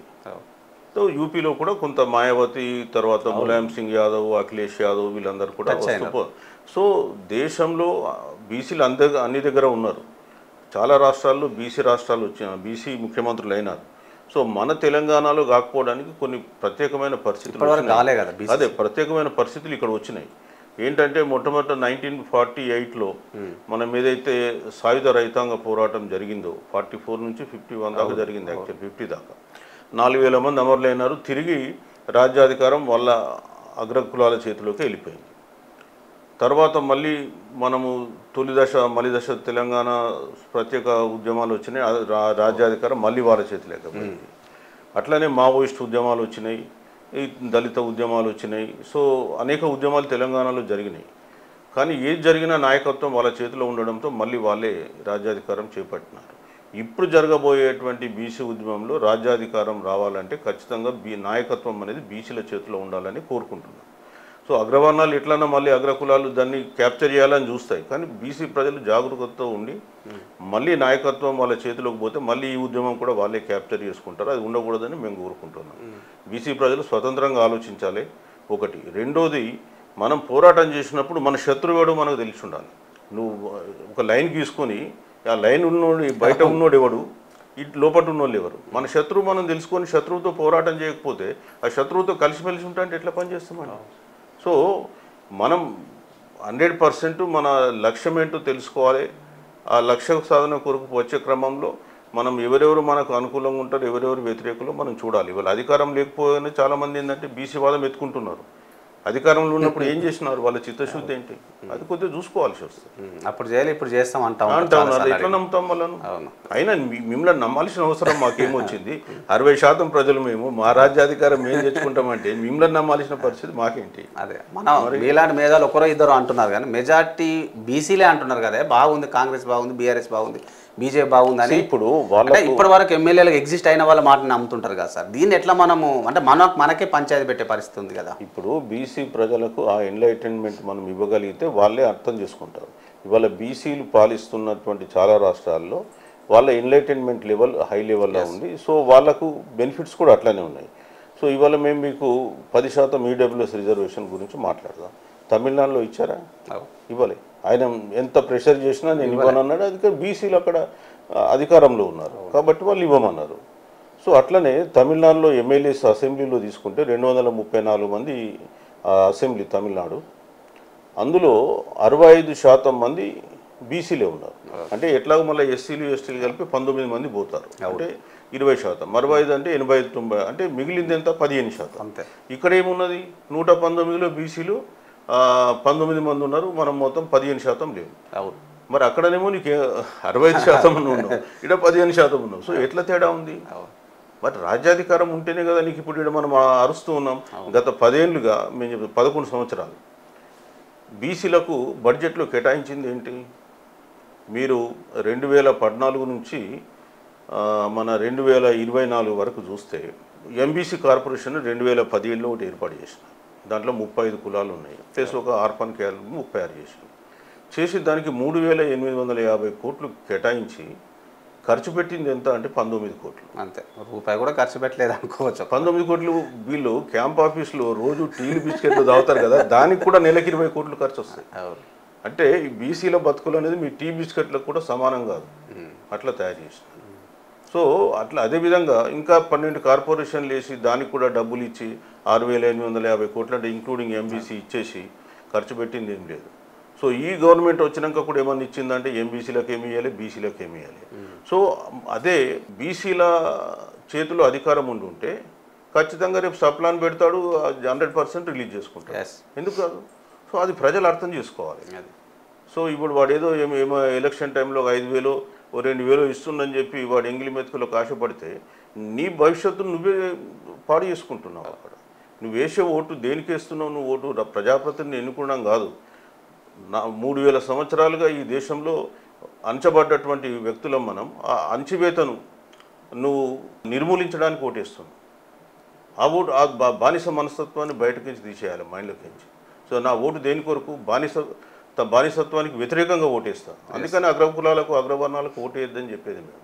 నువ్వు ఓటేసేదేదో ప్రజాప్రతినిధి కాదు, నీ బానిసత్వం నిర్మూలించుకోవడానికి నువ్వు ఓటేస్తావు. అది వాళ్ళు ప్రజలకు అర్థమైన రోజు 100% వాళ్ళు. ప్రధానంగా వస్తున్న సమస్య మీ ఇలాంటి మేధావులు చెప్తే బాగుంటుందని అడుగుతా ఉన్నాను నేను. సుమారు 78-80 ఏళ్ళు అవుతా ఉంది భారతదేశం సిద్ధించి. ఇంకా కూడా మనం ఎందుకు వాళ్ళు 500 ఇస్తే తీసుకునే స్థాయిలోనే ఈ సమాజం ఉందనేది నెంబర్ 1. ప్రతి 5 ఏళ్ళకి ఒకసారి ఎన్నికలు వస్తూ ఉన్నాయి. మేధావులు ఉన్నారు అప్పుడు కూడా. కొంత బీసీ ప్రాతినిధ్యం సంబంధించిన వాళ్ళు కూడా ప్రజాప్రతినిధులుగా ఉన్నప్పటికీ వాళ్ళు ఇచ్చి 500 1000 ఎందుకు ఆశపడాల్సి వస్తుంది? ఇప్పటికి కూడా మన గ్రామాల్లో కావచ్చు, పట్టణాల్లో తీసుకుంటే బీసీలు మెజార్టీగా ఫ్యూన్ స్థాయి ఉద్యోగాలు, చిన్న చితక ఉద్యోగాలు, రాజకీయ రంగం అయితే ఒక సర్పంచో ఎంపీటీసో ఎంపీపో చేసి వదిలేస్తారు. ఇక మరీ కొట్లాడే నాయకుడు అయితే ఎమ్మెల్యేని చేసి వదిలేస్తూ ఉన్నారు కదా. మరి ఇట్లాంటి పరిస్థితులు మారనప్పుడు బీసీలు ఆశపడడా సార్? ఇచ్చే డబ్బులో కూడా ఆశపడాల్సి వస్తుంది కదా ఆ రోజు ఎగ్జిస్టెన్స్ కోసం, తప్పంటారా? ఆశపడడం అనేది 100% తప్పనే నేను చెప్తాను. ఎందుకంటే నీ సామ్రాజ్యం నీ రాజ్యం నువ్వు తెచ్చుకోగలిగితే ఇవన్నీ నువ్వు ఇంకొన్ని చేతిలో ఇంకొక రాజ్యం దిశగా ఆలోచన చేయనిస్తలేదు అసలు, అక్కడే ఆపేస్తున్నారు కదా. ఇప్పుడు ఏం జరిగిందంటే స్వాతంత్రం వచ్చిన తర్వాత కూడా బీసీలు ఎవరనేది గుర్తించడానికి చాలా కాలం పట్టింది. ఇవాళ రాజ్యాంగంలో ఏం చెప్పిందంటే షెడ్యూల్డ్ క్యాస్ట్లు, షెడ్యూల్డ్ ట్రైబ్స్ అన్నారు. కానీ బీసీలను ఏమన్నారు? బ్యాక్వర్డ్ క్లాసెస్ అన్నారు. సో ఎవరి బ్యాక్వర్డ్ క్లాసెస్ ఐడెంటిఫై చేయాలి. దానికి ఐడెంటిఫికేషన్కి ఏమన్నాడు? ఆర్టికల్ 340లో ఒక బ్యాక్వర్డ్ క్లాసెస్ కమిషన్ పెట్టి ఎవరా బ్యాక్వర్డ్ క్లాస్ ఐడెంటిఫై చేసి వాళ్ళ అభివృద్ధి కొరకు మీరు చర్యలు తీసుకోమన్నాడు. అన్న తర్వాత ఏమైంది? మరి బ్యాక్వర్డ్ క్లాస్ కమిషన్ పెట్టాలి కదా, పెట్టకపోతే అంబేద్కర్ గారు ప్రశ్నించాడు. 1951లో ఆయన రిసిగ్నేషన్ కూడా నెహ్రూతో ఆయనకు పడకపోతే రిజైన్ చేసిండు. అందులో బ్యాక్వర్డ్ క్లాస్ కమిషన్ మీరు పెట్టలేరు అని కూడా ఆయన రాసిండు స్పష్టంగా. రెండవ కారణం రీజన్.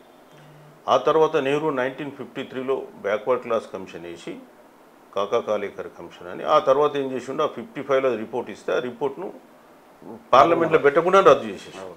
ఆ తర్వాత ఇప్పుడు బ్యాక్వర్డ్ క్లాస్ గురించి మాట్లాడలేదు. 1961లో ఆయన ఏం చేసిండంటే ఒక సర్క్యులర్ ఇచ్చేసి బీసీల గురించి మేము పట్టించుకోము, ఇది రాష్ట్రాల ఇష్యూ, మీకు రాష్ట్రాలకు వదిలేస్తున్నామని వదిలేసాం. అప్పుడు మన రాష్ట్రంలో అనేకమైనటువంటి కమిషన్లు వేసిండు. లాస్ట్కు 1971లో అనంతరామన్ కమిషన్ తోటి బీసీలకు 25% రిజర్వేషన్ వచ్చింది. 73 నుంచి అమలవుతున్నాం. అంటే 1947 నుంచి 23 దాకా ఎన్ని సంవత్సరాలు గడిచిపోయింది? సో ఈ కాలంలో క్రియేట్ అయిన ఉద్యోగాలన్నీ వీళ్ళకి పోయినాయి. కేంద్రంకి వచ్చేసేవరకే 1977లో జనతా గవర్నమెంట్ వచ్చినాక మండల్ కమిషన్ వచ్చింది. మండల్ కమిషన్ రిపోర్ట్ మళ్ళీ 1980లో వాళ్ళు ఇచ్చే మళ్ళీ కాంగ్రెస్ గవర్నమెంట్ వచ్చింది. మళ్ళీ దాన్ని పక్కన పడేస్తే మళ్ళీ విపి సింగ్ గారు ఇవాళ ఆయన జయంతి, ఆయన దాన్ని మళ్ళీ శరద్ యాదవ్ ఒత్తిడి, ఇతరుల ఒత్తిడితోటి బయటకు తీసిండు. కాన్షిరామ్ కూడా బాగా కష్టపడ్డాడు. సో దానివల్ల ఏమైందంటే 27% రిజర్వేషన్ వచ్చింది. మండల్ కమిషన్ అమల్లోకి వచ్చిన నాటికి 93లో బీసీల శాతం ఎంత కేంద్ర ఉద్యోగాలు అంటే 4%. ఈరోజు కూడా 22% మించలేదు. అంటే బీసీలు ఇంక ఎట్లా ఎదుగుతారండి? ఒకవైపు ఏమో విద్యా ఉద్యోగాలు లేవు. విద్యలో ఎప్పుడు వచ్చింది? 2008లో వచ్చింది. ఉద్యోగాలలో 93లో వచ్చింది, కానీ 94 నుంచి అమలవుతుంది తూతు మంత్రంగా. ఇప్పుడు విద్యలో 2008లో వచ్చింది. కాబట్టి వీళ్ళకు అవకాశాలు లేకుండా పోయినాయి. అట్లనే ఆర్థిక రంగంలో బీసీల సప్లాన్ ఏముందండి? వీళ్ళ ప్లానే లేదు. ఇప్పుడు మీకు ఉదాహరణ చెప్తా నేను, నా దగ్గర ఉన్న సమాచారంలో ఇప్పుడున్న కేంద్ర ప్రభుత్వము 2014 నుంచి 24 వరకు ఎస్సీలకు ఇచ్చినటువంటి స్కాలర్షిప్స్ దాదాపు 55,000 60,000 కోట్లు ఉంది. ఎస్టీలకు కూడా దాదాపు సిమిలర్గా ఇచ్చింది. బీసీలకు వచ్చేసరికి 15,000 కోట్లు ఇచ్చింది. మరి 60% జనాభా ఉన్న బీసీలకు ఏమి ఇచ్చిందండి మీరు? నువ్వు ఒక అనిల్ అంబానీ అనేటువంటి ఒక ఇండస్ట్రియలిస్ట్కు 48,000 కోట్ల రుణము, రిలయన్స్ కమ్యూనికేషన్స్కు 48,000 కోట్ల రుణం ఇస్తే 47,500 కోట్లు రుణమాఫీ చేసినాం. అంటే 80 కోట్ల బీసీ ప్రజల పిల్లలకు నువ్వు 15,000 కోట్లు ఇవ్వడానికి నీకు మనసు రాదు. ఒక్క ఇండస్ట్రియలిస్ట్కు 47,500 కోట్ల రుణమాఫీ చేస్తావు. ఇది పరిస్థితి దేశంలో. ఇక బీసీలు ఎట్లా ఎదుగుతారండి? అందుకని మేమేమంటున్నాము, అరే బాబు మీరు దీన్ని అర్థం చేసుకోండి, రాజ్యాధికారం తెచ్చుకోండి, అయితేనే నీకు ఈ సమస్యలకు పరిష్కారం వస్తుంది. ఆఫ్టర్ ఆల్ ఒక ఇండస్ట్రియలిస్ట్కు నువ్వు అన్ని వేల కోట్ల రుణమాఫీ ఇస్తావు, 80 కోట్ల బీసీ ప్రజలకు నువ్వు ఇచ్చిన స్కాలర్షిప్స్ ఎంత? సో ఇది అందుకని బీసీలు వల్ల ఆ పరిస్థితికి దిగజారిపోయింది. ఇవాళ ప్రభుత్వము విసిరేటువంటి ఎంగిల్ మెతుకుల మీద బతికేటువంటి అవసరం పరిస్థితులు ఏర్పడ్డాయి. ఒకవైపు మీరు ఇచ్చే రేషన్ కార్డులు, పెన్షన్లు, దీని మీద బతకాల్సి వస్తుంది కదా. ఇప్పుడు ఆర్థిక సమతుల్యత లేనిది మీకే బాగా తెలుసు, ఎందుకంటే క్షేత్రస్థాయి నుంచి పై స్థాయి ఉద్యోగం చేసినారు కాబట్టి. మనం ఎన్ని ఉద్యమాలు చేసినా, దేనికి శ్రీకారం చుట్టినా, ఆ ఉద్యమం సక్సెస్ కావాలన్నా, విజయవంతం కావాలన్నా, మనం ప్రాజెక్ట్ కావాలన్నా ప్రజల భాగస్వామ్యం ఉండాలి. బీసీ ఉద్యమం అయితే బీసీల భాగస్వామ్యం ఉండాలి. ఉందామంటే మీరే చెప్పినారు ఇప్పుడు చక్కగా, తినడానికి తిండి లేదు, కట్టుకోవడానికి ఇల్లు లేనప్పుడు ఉద్యమానికి ఎట్లా ఆకర్షితులు అవుతారు, ఎట్లా చైతన్యవంతరం అవుతారు, ఎట్లా చేయాల్సి వస్తుంది? మరి ఇప్పుడు నిజాంకి వ్యతిరేకంగా ఎట్లా ప్రజలు తిరగబడ్డారు? అప్పుడే వాళ్ళకి ఏమన్నా ఆర్థికంగా వాళ్ళు స్ట్రాంగ్ ఉన్నారా? భూమి కొరకు, భుక్తి కొరకు, విముక్తి కొరకు అనేటువంటి సిద్ధాంతంతో నిజాంకి వ్యతిరేకంగా ఆ రోజు పోరాటం చేసిండు. సో సేమ్ థింగ్ ఇప్పుడు కూడా నీ వాటా కొరకు నీ ఆత్మగౌరవం కొరకు, అభివృద్ధి కొరకు, అధికారం కొరకు నువ్వు పోరాటం చేయి, లేకపోతే నీకు రాదు. ఎక్కడైతే అణచివేత ఉందో, ఎక్కడైతే పేదరికం ఉంటుందో అక్కడే తిరుగుబాటు వస్తుంది. మనం సాధారణంగా ఏమనుకుంటామంటే వీళ్ళకి ఏం లేకుండా వాళ్ళు ఎట్లా వస్తారని, అప్పుడే స్టార్ట్ అవుతుంది, అది అక్కడే స్టార్ట్ అవుతుంది.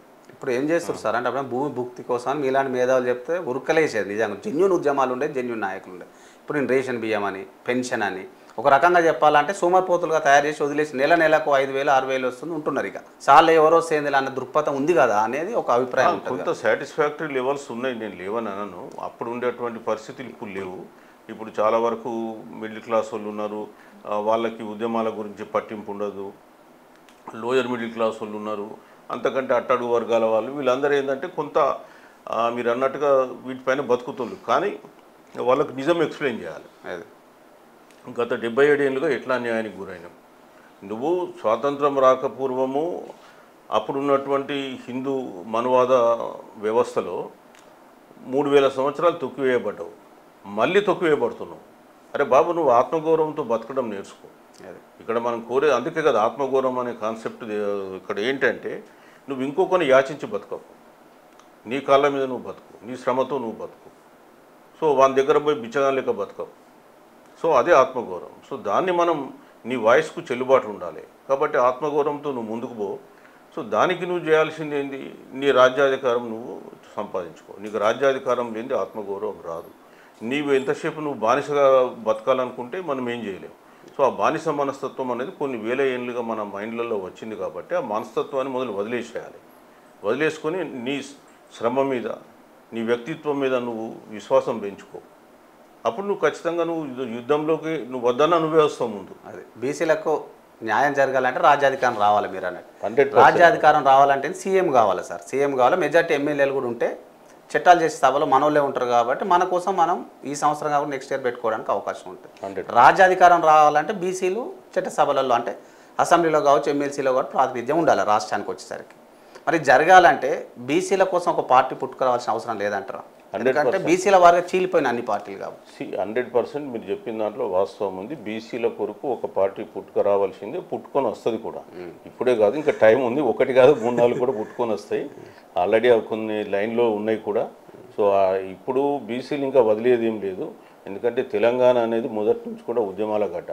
ఇక్కడ అనేకమైనటువంటి ఉద్యమాలు, పోరాటాలు జరిగినటువంటి గడ్డ.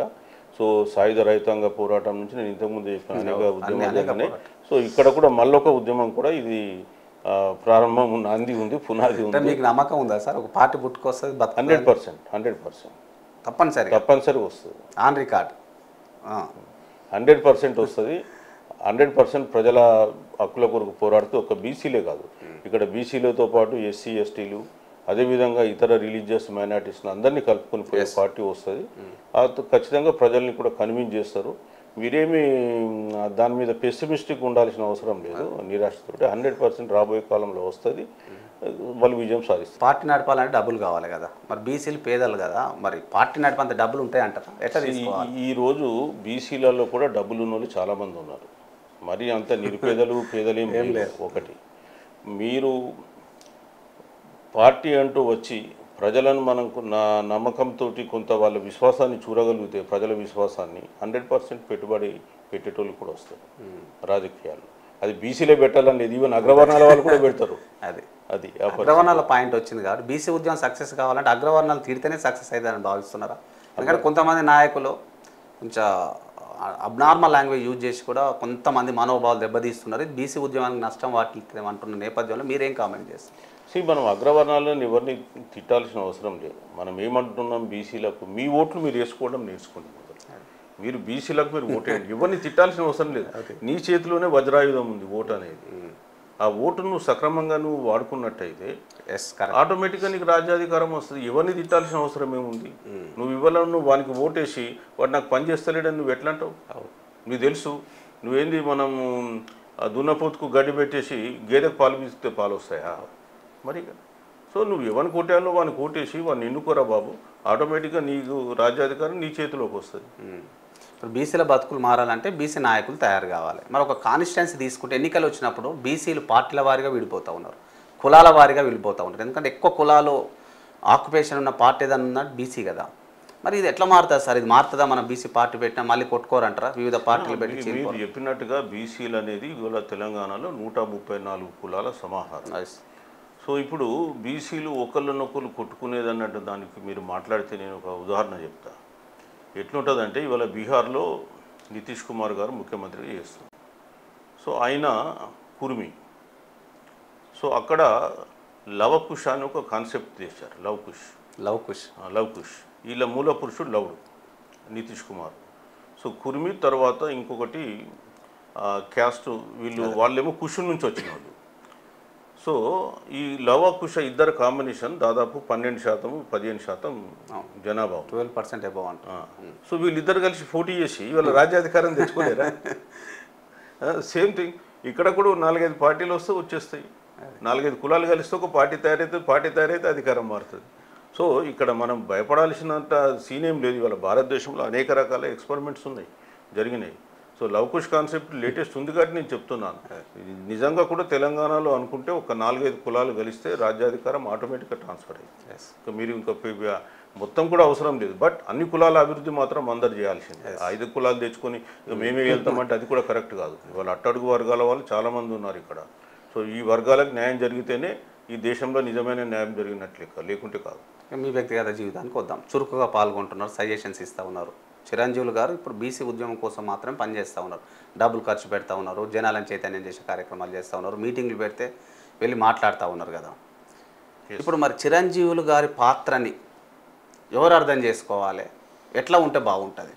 ఇప్పుడు చిరంజీవులు గారి పాత్రను అర్థం చేసుకోవాల్సింది ప్రజలు. సో నేను ఫస్ట్ ఏంటంటే నేను ఒక సైద్ధాంతిక పునాది వేయడానికి వచ్చినటువంటి వ్యక్తిని. సో ఇక్కడ సిద్ధాంతాన్ని, భావజాలాన్ని నేను ఎక్కువగా ప్రచారం చేస్తూ ఉన్నాను. సో ప్రజల్ని చైతన్యవంతపరుస్తున్నాను.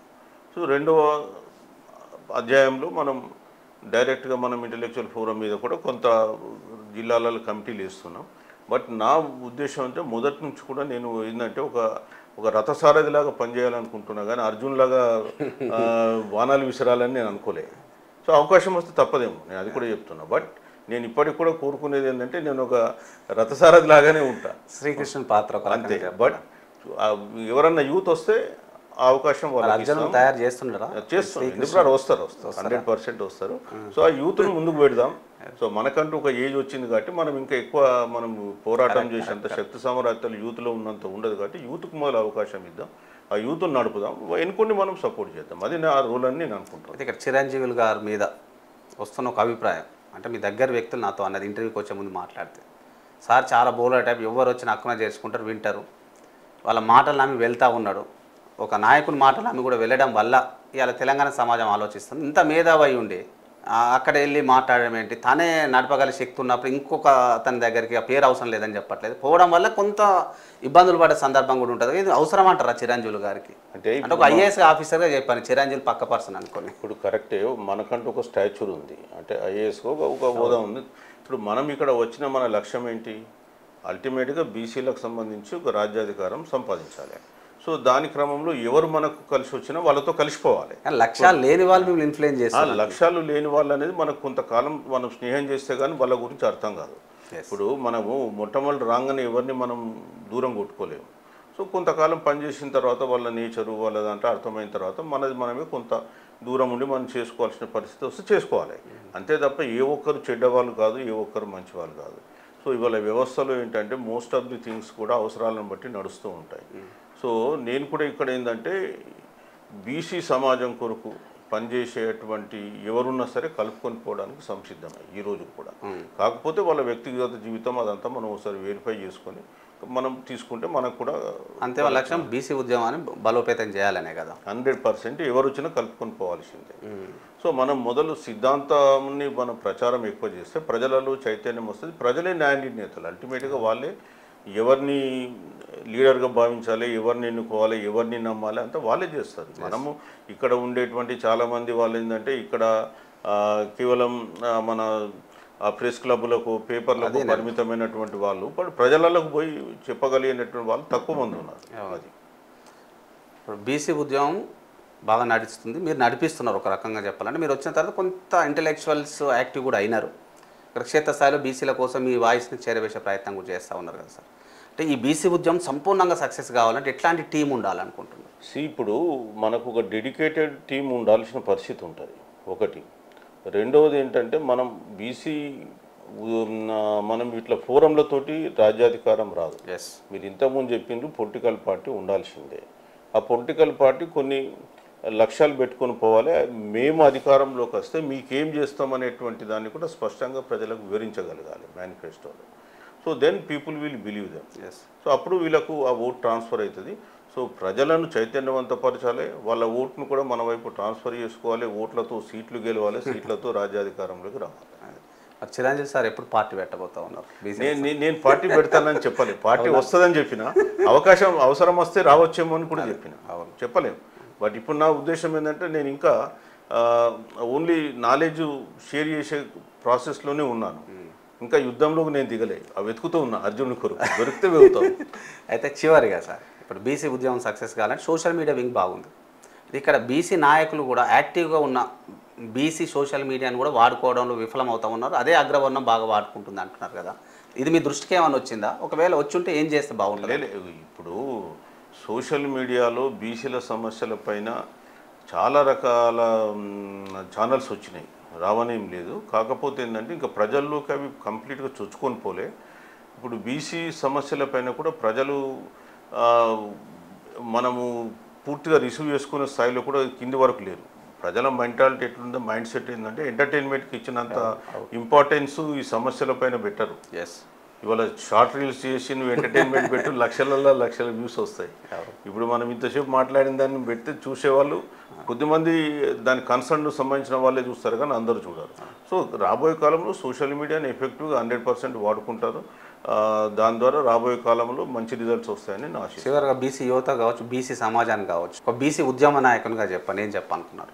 ఇప్పుడు మేము యువతకు ఇచ్చే ఉపయోగ సందేశం ఏంటంటే, ఫస్ట్ మీరు మీ ఓటు హక్కును ప్రాపర్గా వినియోగించుకొని బీసీలనే రాజ్యాధికారంలోకి వచ్చేలాగా మీరు కష్టపడాలని చెప్తున్నాం. ఒకటి, అవసరమైతే మీరు కూడా రాజకీయాల్లోకి రండి. బీసీ యువత మీరు ఎంతసేపు మేము ఏంటంటే మేము రాము, మా మడి కట్టుకొని కూర్చుంటామంటే కుదరదు.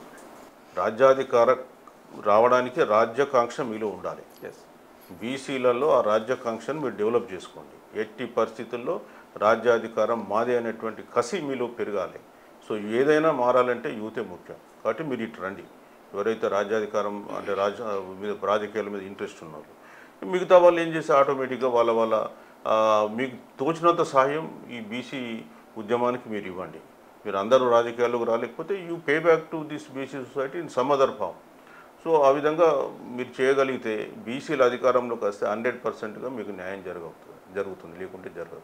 లేకపోతే మీరందరూ ఇవాళ ఏం జరుగుతారు, ఇవాళ పారిశ్రామికవేత్తలు, వ్యాపారవేత్తలు, రాజకీయవేత్తలు ఎవరు ఉన్నారు, వాళ్ళే ఉన్నారు. కాబట్టి రాజ్యాధికారం వాళ్ళది ఉంటుంది, మీరు వాళ్ళ చేతి కింద ఏదో చిన్న ఉద్యోగాలు చేసుకొని బతకాల్సిన పరిస్థితి ఉంటుంది. Thank you very much for sparing your valuable time sir. Will meet you again. Thank you. ఇది ఇప్పటి వరకు టి చిరంజీవులు గారితో మనం మాట్లాడే ప్రయత్నం చేసినాం. తన మాటల్లో చాలా క్లియర్గా, చాలా స్పష్టంగా బీసీ ఉద్యమాన్ని ముందుకు తీసుకెళ్లాల్సిందే, అవసరమైతే రాజకీయ రంగు పూసుకోవడానికి రాజకీయ పార్టీని కూడా తీసుకొచ్చే అవకాశం కూడా ఉంటుందని చెప్తా ఉన్నారు. మరి యువత కావచ్చు, మేధావులు కావచ్చు పిలుపునిస్తూ ఉన్నారు. ఇళ్లలో, ఆఫీసులలో కాదండి, కొంత టైం స్పేర్ చేయాలంటా ఉన్నారు. నేను శ్రీకృష్ణుని పాత్ర పోషిస్తా, మంచి అర్జునులు కూడా తయారు చేసే బాధ్యత కూడా తీసుకుంటా. ఇక నా జీవితం మొత్తం తెలంగాణ సమాజానికి, బీసీ ఉద్యమానికి అంకితం చేస్తూ అంటున్నారు. నిఖార్సైన నాయకులను తయారు చేస్తూ ముందుకు సాగుతా అంటున్నారు. మరి తన ప్రయత్నం విజయవంతం కావాలని, ఒక మంచి అంకురార్పణకు బీసీ ఉద్యమ రూపంలో సార్ తెర మీదకి తీసుకురావాలని, ఎంతోమంది మేధావులు కూడా సార్తో కలిసి రావాలి, యువత కూడా మీరు కొంత టైం స్పేర్ చేయాలని కోరుతూ మరి ధన్యవాదాలు. మీ రాఘవేంద్ర ఐతగోని.